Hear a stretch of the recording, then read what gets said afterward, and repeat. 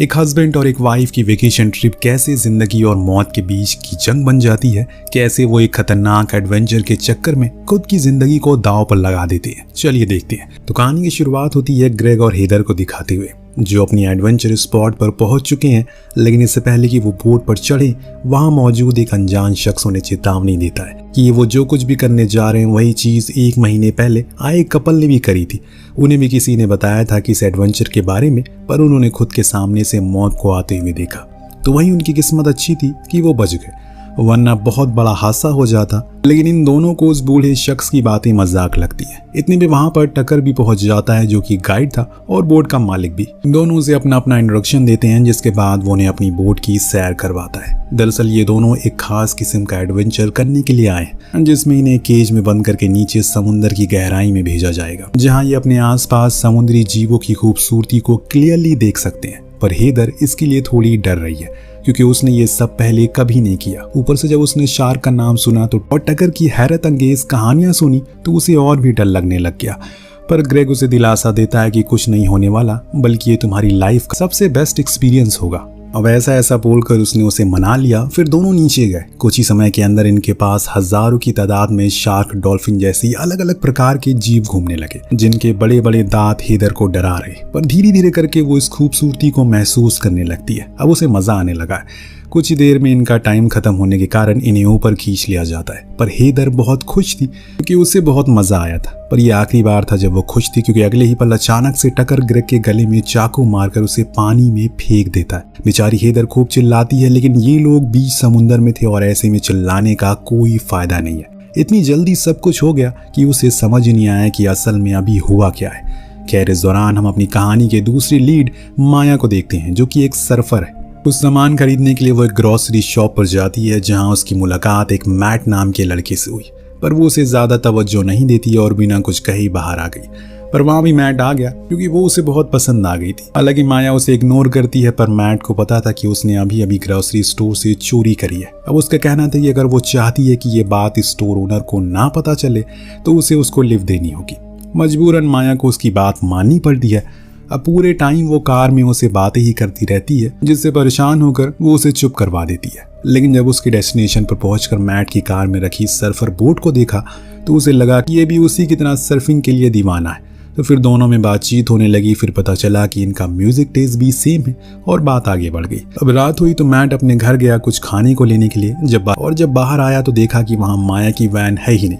वो तो सर्विंग के लिए निकल चुकी है, वो भी आधी रात को, क्योंकि उसे सुबह का सूरज को समुद्र के बीच से निकलते हुए देखना था।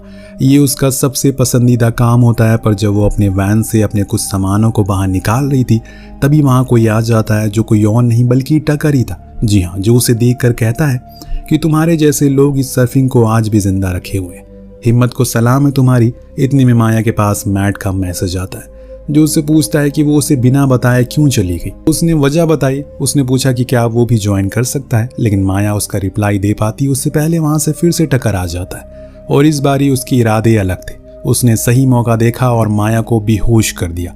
हालांकि माया ने बहुत कोशिश की वो खुद को आजाद कर सके, पर टकर की पकड़ बहुत ही मजबूत थी। इसके बाद वो उसे एक कॉफिन में बंद करता है, फिर अपनी कार से पोर्ट के लिए निकल जाता है, जहां उसकी बोट पहले से खड़ी थी। लेकिन जब वो वहां पहुंचा तो एक कुत्ता बार बार भौंकता है, मानो कि उसे एहसास हो गया कि उसने कुछ गलत किया है। पर टकर कहाँ रुकने वाला था। वो माया को लेकर नीचे आता और वहीं बंद करके चला जाता है। कुछ वक्त के बाद उसकी आंखें खुली तो वो खुद को जंजीरों से बंधा हुआ पाती है। लेकिन सिर्फ वो अकेली नहीं थी। जी हाँ, वहाँ कोई और भी था जिसे उसी की तरह बांधा गया था। बस फर्क इतना था कि वो काफी टाइम से टकर की हैवानियत का शिकार हो रही है। ये थी हेदर, जिसके पति को उसने उसी दिन मार दिया था। जब उसने माया को चिल्लाते हुए सुना तो कहा कि ये सब मत करो, इसका कोई फायदा नहीं है। मैंने बहुत किया, पर हमारी आवाजें सिर्फ उसके अलावा कोई सुन नहीं सकता। जो सच भी था, क्योंकि सुबह होने पर हम ये देखते हैं माया की चीखें मानो टकर के कानों को सुकून दे रही हूँ। इस बीच माया को उसी बेसमेंट के वॉल पर एक और लड़की का नाम लिखा मिलता है, जिससे उसे यह अंदाजा हो गया कि वो पहली नहीं है। उसके जैसी न जाने यहाँ कितनी आई होंगी, बस ऐसे ही तड़प तड़प कर मर गई होंगी। पर माया सिर्फ हाथ पर हाथ रखकर बैठने वालों में से नहीं है। उसने कोशिश जारी रखी ताकि किसी भी तरह करके उन बेड़ियों को खोल सके। इतने में वहां पर टकर आ गया खाना लेकर, जिसमें पानी भी था। दोनों बहुत ही ज्यादा प्यासी थी, इसीलिए उन्होंने बिना कुछ सोचे समझे पानी को पी लिया। कुछ ही देर के अंतराल के बाद पहले माया को बेहोशी होने लगी, फिर देखते ही देखते दोनों बेहोश हो गई क्योंकि उस पानी में टकर ने कुछ मिलाया था। वहीं दूसरी तरफ मैट को जब माया का कोई मैसेज नहीं आता तो उसकी वैन को वो खोजते खोजते समुद्र किनारे पहुंच गया, जहां वो तो कहीं दिखाई नहीं देती, लेकिन हाँ उसकी वैन को टो करके ले जाया जा रहा था, जो देख उसे बहुत ही अजीब लगा क्योंकि ये वैन ही माया का घर थी और वैन यहाँ है तो माया कहाँ हो सकती। इसी परेशानी को लेकर वो पुलिस के पास पहुंचे। उन्होंने उसे माया का पूरा नाम पूछा पर उसे तो उसके बारे में कुछ पता ही नहीं था, तो रिपोर्ट कैसे लिखवाता, इसीलिए बिना किसी सॉल्यूशन के वापस आ गया। लेकिन उसके दिमाग में अभी भी कुछ गड़बड़ का अंदेशा लग रहा है और इसीलिए वो खुद ही कोशिश करने का सोचता है। लेकिन वहां बोर्ड पर तो अब कुछ खतरनाक होने जा रहा है क्योंकि टकर ने हेदर को क्रेन से बांध दिया, खुद कैमरा लेकर खड़ा है ताकि अब आगे जो कुछ भी हो उसे वो रिकॉर्ड कर सके। पास में ही माया भी एक कुर्सी से बंधी हुई थी। जब उसकी आंखें खुली तो उसने देखा कि हेदर लटकी हुई है। वो उसे कहती है कि वो ऐसा ना करे वरना बहुत बुरा होगा, ईश्वर उसे कभी माफ नहीं करेंगे। पर टकर का कहना था ईश्वर तो नीचे रहते हैं जिन्हें वो हमेशा खुश करता रहता है टाइम टू टाइम भोजन देकर, तो उसे ईश्वर से डर नहीं लगता। अब वो धीरे धीरे करके क्रेन को ऊपर कर रहा था, जिस चीज से बेचारी हेदर तो डर के मारे चीखने जा रही थी, चीखे ही जा रही थी। पर रात के अंधेरे में कोई इन्हें कहाँ सुनेगा। हेदर की बदन अब समुद्र के ठंडे पानी को छूना शुरू करती है, जिसके चलते अब उसकी खुशबू भी पानी में फैल चुकी है और कुछ ही सेकंड बाद वो वहां पर आ गए, जिसका डर सबसे ज्यादा हेदर को सता रहा है। शार्क, जिनके आते ही टकर ने अपने कैमरा को हेदर के चेहरे पर फोकस किया ताकि उसके डर को वो महसूस कर सके, उसे रिकॉर्ड करके खुद के पास सेव रखे। देखते ही देखते उसके शरीर के हिस्से कटने शुरू हो गए। ये सब माया अपनी आंखों से देख रही थी, पर टकर को बहुत ही मजा आ रहा था। कुछ ही समय के अंदर हेदर अपना दम तोड़ देती है, जिसके बाद वो उसे वहीं छोड़ देता है ताकि वो शार्क उसे पूरी तरह से खाकर खत्म कर दे। इधर माया को फिर से बेसमेंट में लाकर उसने बंद कर दिया और खुद मजे से दारू पीकर डांस करने लगी, जैसे कि मानो अभी जो कुछ भी हुआ ये सब उसके लिए कोई खास बात नहीं है। हालांकि ये सच भी है, ये उसके लिए कोई नई बात नहीं है क्योंकि नीचे मौजूद माया को कुछ ऐसा मिला है जिससे ये साबित हो गया। जब वो दीवार पर अपना नाम लिख रही थी तो उसे एक जगह दीवार पर अभी नया नया पेंट करा हुआ दिखा। उसे देखकर उसने हाथ से हटाया तो उसके होश उड़ गए। उस पेंट के नीचे उन मरी हुई लड़कियों के नाम कुरेदे हुए थे। उनकी बस इतनी सी गलती थी कि वो टकर की नजर में आ गई, जिसके बाद उसने उन्हें अपने पागलपन का शिकार बनाया। अब दूसरे सीन में मैट अभी भी इसी ख्यालों में खोया है कि आखिर वो अचानक कहाँ चली गई। अब तो उसका सर्फिंग में भी मन नहीं लग रहा है। इस बीच उसे एक टूटी हुई सर्फिंग बोट मिली, जिसे देखकर उसे ख्याल आया शायद वो सुबह कहीं समुद्र में खो तो नहीं गई या फिर किसी हादसे का शिकार हो गई होगी। यही सोचकर वो खुद को दिलासा देता है और अपने कामों में लग जाता है। इधर बोट पर माहौल बहुत ही ज्यादा तनावपूर्ण है क्योंकि माया को अब कुछ भी समझ नहीं आ रहा है कि वो क्या करे। वहीं ऊपर टकर खाना खाते समय अपनी किसी पुरानी रिकॉर्डिंग को बड़ी ही आराम से देख रहा था और इसके बाद उसने हेदर की क्लिप को उसके बालों के सैंपल के साथ अपने कलेक्शन में रख लिया, जिसमें हजारों डिस्क थी। ये बताने में कोई कसर नहीं छोड़ रही थी कि वो किस किस्म का शख्स है। यहाँ बेसमेंट में माया को पेशाब की बाल्टी मिलती है। उसे एक आइडिया है, क्यों ना इसके हैंडल को तोड़कर वो एक हथियार की तरह इस्तेमाल करा जाए। खाने के बाद उसने एक बेहोशी इंजेक्शन भरा और फिर खाना लेकर रूम में आया जहाँ माया सो रही थी, इसीलिए वो मौके का फायदा उठाकर उसे इंजेक्ट करने लगता है। पर इससे पहले वो उसे अपने मंसूबों में कामयाब होता, माया उसके गले में वो हथियार घुसा देती है, जिससे वो कुछ ही देर में बेहोश हो गया और इसी का फायदा उठाकर वो उसके पास अपने हथकड़ियों की चाबी लेकर उसे खोल लेती है। वो भाग तो निकलती है लेकिन कुछ ही देर के अंदर उसे होश आ जाता है, जिससे होता ये है कि वो अब उसके पीछे पड़ चुका है और इस बोट को उससे अच्छे से कोई नहीं जानता। एक बारी तो उसने उसे पकड़ ही लिया था, इंजेक्शन लगा भी देता है, पर माया उसे लात मार कर ऊपर आ गई और रेडियो से किसी कॉन्टैक्ट करने की कोशिश में लग गई, लेकिन कोई नहीं था जो कि इस मदद की गुहार को सुन सके। लेकिन उसी समय उसे दूरी पर एक क्रूज दिखाई दिया। वो डेक पर जाकर चिल्लाने लगी, लेकिन उन्होंने इतना लाउड म्यूजिक किया था कि उन्हें किसी की कोई आवाज नहीं आती। इस बीच वहां टकर भी आ गया, जिसे देख माया ने उसके कैमरा को पानी में फेंक दिया और खुद भी पानी में कूद गई इस उम्मीद में कि स्विम करके उस क्रूज तक पहुंच जाएगी। लेकिन दोस्तों कुछ ही देर बाद वो इंजेक्शन अपना असर दिखाना शुरू करता है। इसके चलते वो वापस से टकर के चंगुल में फंस जाती है। कई दिन बीत जाने के बाद अब पुलिस फाइनली माया की तलाश शुरू करती है।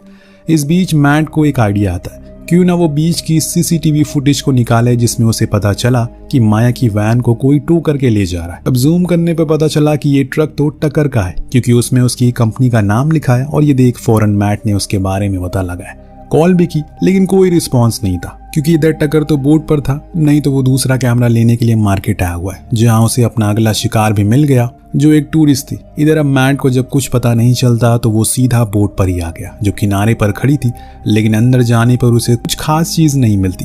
इसीलिए वो उदास मन के साथ वापस जाने लगा। लेकिन तभी उसे किसी की आहट सुनाई दी।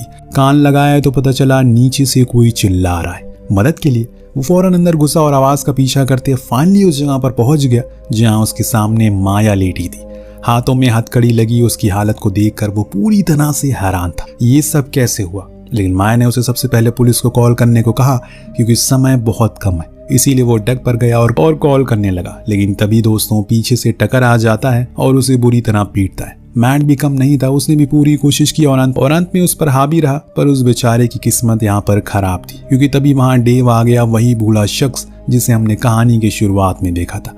उसे लगा कि मैट एक चोर है, इसीलिए उस पर वार किया। लेकिन बाद में ही टकर ने उसकी खोपड़ी खोल दी क्योंकि अगर वो जिंदा रहता तो उसका भांडा फूट सकता था। कुछ समय के बाद जब मैट की आंख खुली तो उसे अपने साइड में माया को लेटा हुआ पाया। उसने सबसे पहला यही सवाल था कि आखिर उस रात वो उसे बिना बताए क्यों चली गई। आज वो जाती नहीं तो ये सब कभी नहीं होता। लेकिन माया ने कोई जवाब नहीं दिया। पर उसे पता था कि उसका कोई बुरा अतीत है जो उसे किसी के साथ जुड़ने नहीं दे रहा। यही वजह है कि वो उसके साथ नहीं रहना चाहती। अब दोस्तों नाव रुकी, इसीलिए अब टकर फिर से नीचे आता और मैट को वहीं बेहोशी वाला इंजेक्शन देकर ऊपर ले जाता है। जब तक उसे होश आया तो वो क्रेन से लटका हुआ था और उसके साथ भी वही होने वाला है जो कि हेदर के साथ हुआ था। अब माया को पता था कि वो शिकार बनेगा, इसलिए उसने आगाह किया, जरा भी हिलना डुलना मत। अब उसने उसकी बात पर गौर किया जिससे उसकी जान तो बच गई पर टकर इसे काफी गुस्से में आ चुका है। उसकी रिकॉर्डिंग बीच में जो रुक गई थी तो उसने इस बारी उसके पेट में गहरा जख्म कर दिया और फिर लटका दिया। खून की बूंदें फिर से पानी में जाती हैं और शार्क वापस आ जाती हैं। लेकिन वहां कोई और भी पहुंच गया जो समुद्र में नहीं बल्कि आसमान में था। माया को ढूंढने के लिए अब पुलिस चॉपर का यूज कर रही है जो कि अब वहां तक पहुंच चुका है और इसीलिए अब उसे रिकॉर्डिंग रोकनी पड़ती है। अब मैट उसी जख्मी हालत में बेड पर लेटा हुआ, आसपास बस खून ही खून होता है, जो देख माया को समझ आ गया कि अगर उसने कुछ नहीं किया तो उसका खून ही बहता रहेगा और फिर अंत में वो मारा जाएगा। इसीलिए अब उसने अपनी जिंदगी का सबसे दर्दनाक फैसला लिया। यहाँ उसने अपने मुंह से अपने अंगूठे को काट कर अलग कर दिया जिससे कि हथकड़ी आसानी से खुल गई। पर इसमें उसकी चीखें निकल गई पर हिम्मत नहीं हारी। अब उसे इंतजार था टकर का, जिसके आते ही उसने गेट को लॉक करके खुद को बाहर कर दिया। डेक पर जाकर उसने देखा कि पास में ही आइलैंड पर पार्टी चल रही है तो वहीं स्विम करके जाने लगा। लेकिन तब टकर ने भी उसे देख लिया और स्पीड बोट की मदद से उसे पहले ही किनारे तक पहुंच गया।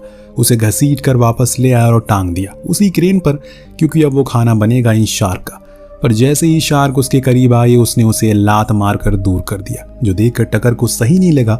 इसीलिए वो हार्मोन से उसे दर्द देता है, उकसाता है। पर एक गलती के कारण वो हार्मोन माया के हाथ लग जाता है जिससे वो क्रेन के ऊपर चढ़ने लगी। और तब टकर ने क्रेन की हुक को खोल दिया और वो नीचे गिर गई, यानी कि पानी में।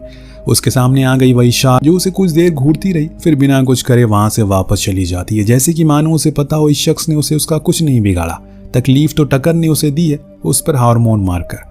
बोट के पीछे से वो वापस चढ़ गई और दबे पांव टकर पर पीछे से वार करके उसे पानी में गिरा दिया, जिसे कुछ ही सेकंड के अंदर वो शार्क उसे अपना निवाला बना लेती है। और ताज्जुब की बात यह है कि ये सब कुछ उस कैमरा में रिकॉर्ड हो रहा था जिसमें औरों की मौत का मंजर वो रिकॉर्ड करता था। अब माया फौरन एक फ्लेयर शूट करती है जिसे एक जहाज देख लेता है। इसके बाद वो मैट के पास गई और उससे कहा कि वो जिंदा है, बस उसे कुछ देर और हिम्मत बांधनी होगी। जो सुन उसने कहा कि मुझे पता था कि तुम ये कर लोगी।